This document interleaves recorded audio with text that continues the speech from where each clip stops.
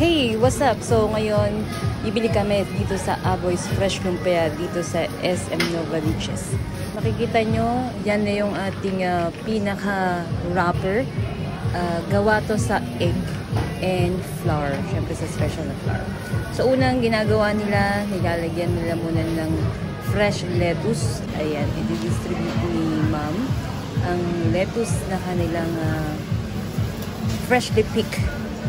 Diba? Ayan. So, after nyan, actually order namin dito ay tatlo lang, dalawa dun sa kasamahan namin. So, naglalagay siya dyan ng mga lettuce na kung saan pinik nila sa kanilang background. So, makikita nyo, after nung lettuce, naglagay na siya ng chopped na peanuts or mani. Hindi ko lang sure kung anong mani yung ginamit nila, syempre. Pero napaka-fresh din ang amoy pa lang. Ayan. Ano yan? Tingin puti?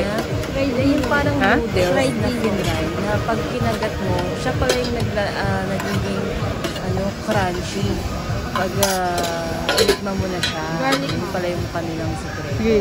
At syempre, hindi mawawala dyan yung, alam mo yung parang tangy na lasa, yan yung garlic or yung freshly chopped na bawang. Yan. Nilalagyan na lang ng kaunti.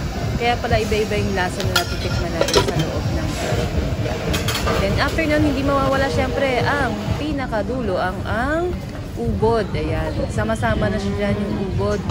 Tsaka yung carrots. Yan. Sama-sama na siya dyan. Nilalagay niya na isang cup. Yun. Estimated na niya yan kung gaano kadami. Hanggang sa kaya niyang mai-roll yung ating fresh lumpia. Or yung ating wrapper. Okay? So, after nan, syempre, ang worth ng price niya ay 85 pesos. Kapag ikaw senior ay 80 pesos na lang. Okay? Maraming salamat. Napakasarap nito nung nakain ko. Syempre, yung sauce, nakarap na agad. Nilagay na lang sa karton. Okay? So, ganyan siya nag-iikot. Talagang hasang-hasa na si ma'am mag-balot ng fresh lumpia.